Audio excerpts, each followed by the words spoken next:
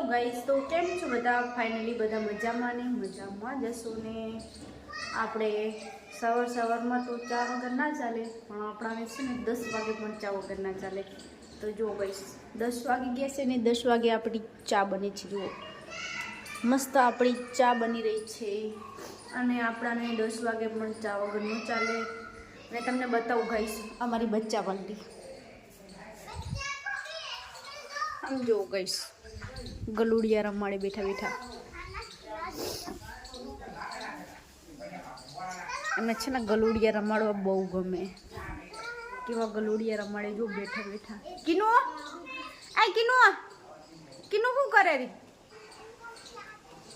આ કિનો શું કરે રી? ગલુડિયા રમાડે ગલુડિયા. Bye guys.